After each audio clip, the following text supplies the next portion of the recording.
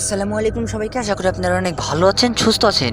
আপনাদের সামনে সেই আমাদের আগের দিন মাদারীপুর কালীপুর স্টেশনের 14 নম্বর পর্বটি নিয়ে চলে আসলাম। মাদারীপুর কালীপুর স্টেশনের 14 নম্বর পর্বটি নিয়ে চলে আসলাম। আর আপনারা যারা 1 থেকে 13 নম্বর পর্ব পর্যন্ত শোনেননি, শুনে আসবেন। যারা সরাসরি 14 নম্বর পর্বটি শুনছেন, সরাসরি 14 নম্বর পর্বটি শুনলে বুঝতে পারবেন না। তাই বলছি 1 থেকে 13 নম্বর শোনার পরে তারপরে 14 নম্বর পর্বটি নিয়ে 1 থেকে 13 নম্বর শোনার পরে তারপরে 14 নম্বর পর্বটিতে আসবেন, তাহলে পুরো ঘটনাটা বুঝতে পারবেন। আর বেশি কথা বাড়াবো না, চলে যাচ্ছি ঘটনায়। আর ঘটনায় যাওয়ার আগে আমরা আর একটা কথা বলি। ঘটনার শুরু থেকে শেষ হওয়া পর্যন্ত কোনো ভুল থাকলে ক্ষমার দৃষ্টিতে দেখবেন, ভুল হলেও ক্ষমার দৃষ্টিতে দেখবেন। আবারও বলছি, ভুল থাকলে কিংবা ভুল হলে ক্ষমার দৃষ্টিতে দেখবেন, ঘটনার শুরু থেকে শেষ হওয়া পর্যন্ত। চলে যাচ্ছি ঘটনায়, আর সময় নিচ্ছি না। তখন আমাদের ওই বাড়ি থেকে, আমাদের মেহমান বাড়ি থেকে আসতে অনেক দেরি হয়ে যায়। সন্ধ্যার পরে তাদের বাড়িটা থেকে আমরা বের হই। বের হওয়ার পরে অনেক দূরে এসে ওই বাড়িতে যেতে আর আসতে নদী পাড়ি দিয়ে আসতে হয়, যেতে হয়। নদী পাড়ি দিয়ে আসবো, তখন ওইটা থেকে আমাদের অনেক রাত হয়। আমরা তখন উঠি একটা নৌকায় উঠে যখন আমরা আস্তে আস্তে মাঝ নদীতে চলে আসি, তখন আমাদের নৌকাটা একা একাই ডুবে যাচ্ছে।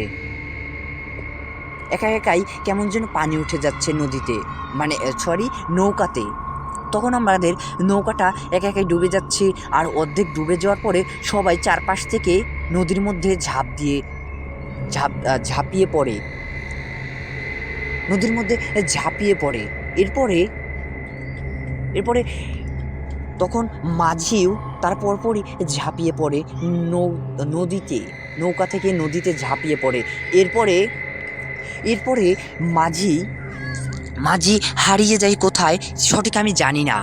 তখন আমার বাবা বলে যে মাঝি এরকম করে অনেকবার চিৎকার করতে থাকে, কিন্তু মাঝির কোনো খোঁজ পাওয়া যায় না।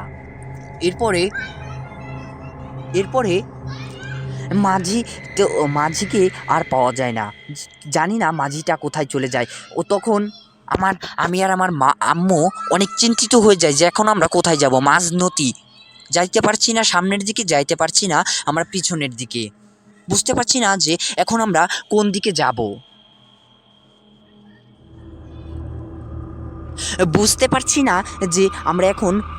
যাব। এরপরে তখন আমরা বুঝতে পারছিলাম যে আমরা কি করব। তখন একটা নৌকা আসছিল অনেক দূর থেকে। আমাদের পিছন থেকে কে যেন বলে যে তোমাদের এখন আর চিৎকার করে কোনো লাভ হবে না, তোমরা মারা পড়বে এই নদীর মধ্যেই। এরপরে অনেকক্ষণ পরে আমরা ওই নৌকাটা ডুবে যাচ্ছিল, তখন আমার আম্মু আর আমি অনেক চিন্তিত ছিলাম যে এখন আমরা কোথায় যাব। তখন দেখলাম যে অনেক দূর থেকে একটা নৌকা আসছে, কিন্তু নৌকাটা অনেকক্ষণ লাগবে বলে মনে হচ্ছিল, যে নৌকাটা আসতে অনেকক্ষণ লাগবে এরকম বলে মনে হচ্ছিল। কিন্তু অতক্ষণে তো আমরা ডুবে প্রায় মারাই যাব। বুঝতে পারছি না যে আমরা এখন কোন দিকে যাব। তখন আমরা অনেক কষ্ট করে ওই নৌকাটার উপরেই ঠাঁই নিলাম, মানে দাঁড়িয়ে থাকলাম যে দেখি কতক্ষণ থাকা যায়। নৌকাটা ততক্ষণে হয়তো চলেও আসতে পারে। নৌকাটার অনেক স্পিড ছিল মনে হচ্ছিল, কিন্তু ততক্ষণেও নৌকাটা আসছিল না।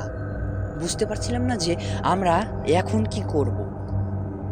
এরপরে আমি আমার নিজের জীবন বাঁচাইতে অনেক উত্তেজিত হয়ে যাই। আমার বাবা তো হারিয়েই যায়, ততক্ষণে কোথায় যেন হারিয়ে যায়। আমার মাও কোথায় যেন হারিয়ে যায়। তখন আমি মনে করি যে এখন আমার নিজের জীবনটা বাঁচাইতে হবে,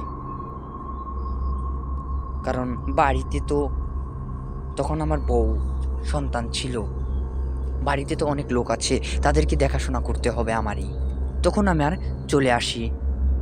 অনেক কষ্ট করে অনেক দূর আসার পরে তখন দেখছি সামনে একটা কি যেন ভেসে ভেসে আসছে, হয়তো কোনো একটা কলা গাছ।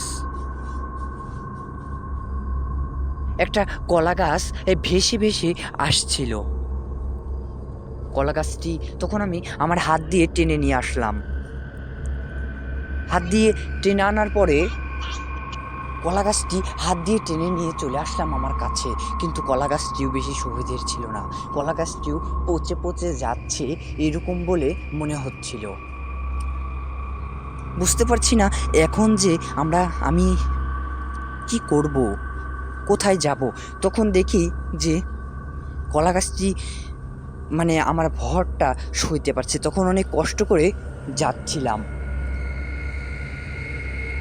অনেক কষ্ট করে কলা গাছটি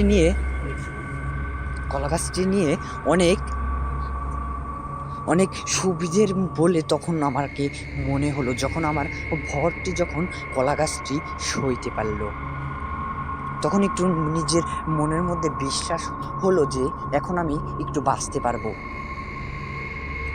তখন নৌকাটি তো অনেক দূরেই ছিল। তখন আমি মনে করলাম যে এই কলা গাছটি দিয়েই আমি একটু যাইতে পারবো। নৌকাটা আস্তে আস্তে হয়তো আমি অনেক দূরে যাইতে পারবো। তখন হয়তো আমি কলা গাছটি নিয়ে যাইতে যাইতে হয়তো নৌকাটি চলে আসবে, তখনই নয় নৌকাটিতে উঠে যাব। এরপরে পারছিলাম না, দুটি হাত লেগে আসছিল। হাত দিয়ে যখন মানে পানিটি সরিয়ে সরিয়ে আসছিলাম, যেভাবে নৌকার বৈঠা চালায় সেভাবে আসছিলাম, কিন্তু পারছিলাম না, দুটো হাত একদম লেগে যাচ্ছিল। জানি না যে কি করব। তখন পা দুটি লেগে আসছে, গলা একটু শুকিয়ে আসছে, একটু একটু নয় অনেকটুকু শুকিয়ে যাচ্ছে।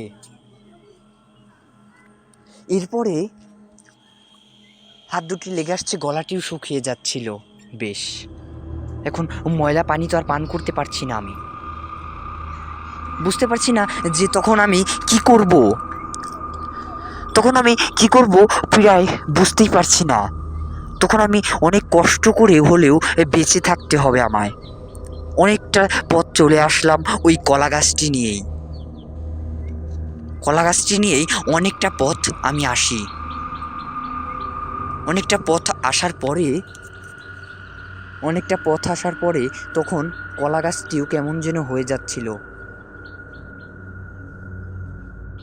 এরপরে কলা গাছটিও তখন কেমন যেন হয়ে যাচ্ছিল, মনে হচ্ছিল নষ্ট হয়ে যাচ্ছে। বুঝতে পারছিলাম না যে তখন আমি কি করে যাব। আর ওই নৌকাটাই মনে হচ্ছে আসছে না। হঠাৎ করেই অনেকক্ষণ পরে আবার ওই দিকে তাকাইলাম, যে দিক থেকে নৌকাটি আসছিল